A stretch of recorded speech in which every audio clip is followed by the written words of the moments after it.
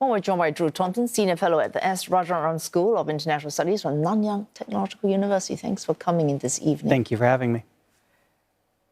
We just heard Nick Harper there talking about this emergency session later today, Singapore time, at the UN Security Council.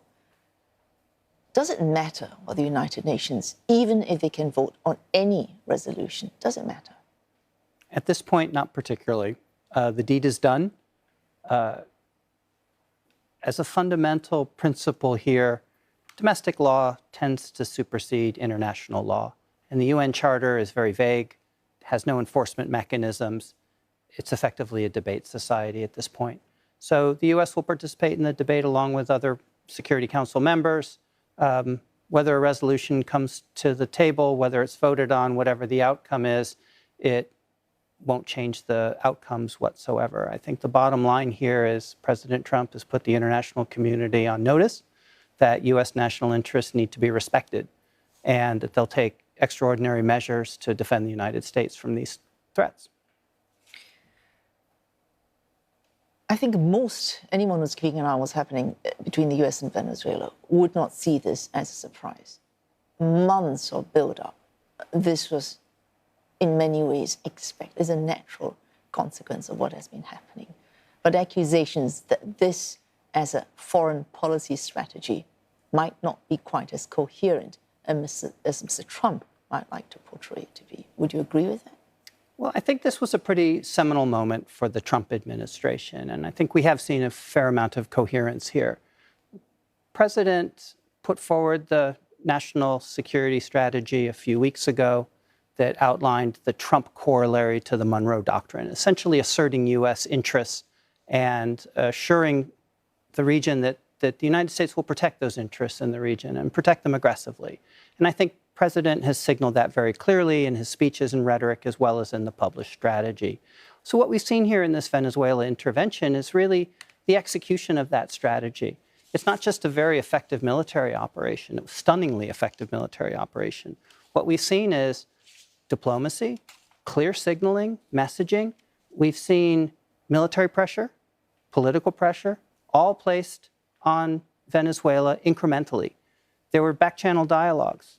He was given off-ramps, opportunities to avoid this consequence, and they were turned down. So when deterrence failed, when off-ramps failed, Trump administration was left with an extreme measure, and they pulled it off in a very dramatic fashion and achieved their goals. And I think that's an important signal about their resolve, about their commitment to execute their strategy aggressively, and should put to rest any doubts about the Trump administration's coherence and focus and ability to execute. In line with that national security strategy that we saw just under a month ago, so I think 8th December last year, in which he made it very clear, this Monroe Doctrine, which in 1823 made it very clear the US has its sphere of influence, European powers at that point had their sphere of influence, each does not touch either's sphere of influence. Concerns now that a sphere of influence might take precedence over what many refer to, whether there's any truth in that now, as the global order and international law. Do you see spheres of influence taking precedence over laws that apply to all, whatever the sphere? So I think it's important to think about the history of the Monroe Doctrine. It was written in a period where the United States was seeking to stop incursions in the region by Europe. It was intended to reduce colonial expansion in the region. And it struggled to actually carry it out at the time. So I think that's an important understanding to have, right? So part of it is about foreign interference in the region. Part of it's about protecting American interests. And I think that latter part is probably more central. China's certainly a factor here. It's a major investor, major trading partner of all these countries. In some cases, it's a security partner, as in the case of Venezuela, too. But I don't think this presages an era of necessarily spheres of influence. The United States is going to protect its interests in the Western Hemisphere more assertively, and I think that's clear. But that doesn't mean that the Trump administration is conceding a sphere of influence to China, for example. in the Asia-Pacific, in the Indo-Pacific. The U.S. is still an established power and has access and influence and isn't prepared to give it up and is going to continue to seek dominance there as well.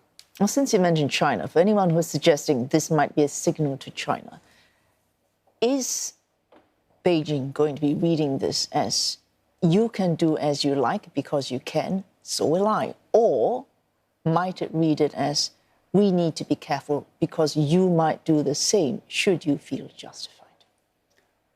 Well, I think China does what it wants when it can. And it can also take liberties with international rules and norms and laws as well. And that's a prerogative of not just great powers, but small countries as well, because international law is inherently weak.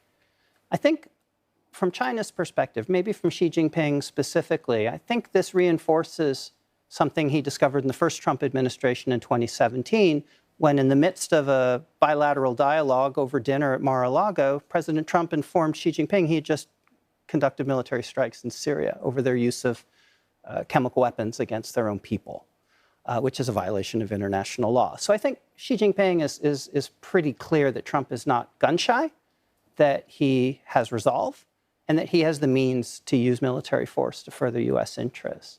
I think there's a couple of other takeaways potentially for China. I don't think this gives China a free license to expand a sphere of influence in the Indo-Pacific.